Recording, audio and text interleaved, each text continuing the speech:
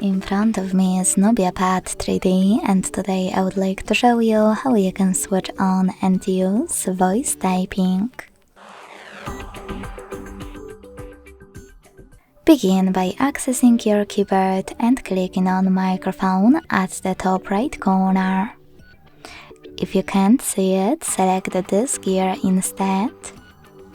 Tap on voice typing and use gray switcher next to use voice typing to activate it. When you finished, go back to your keyboard and click on now visible microphone. If you never used it before, click on while using the app in the pop-up and start typing.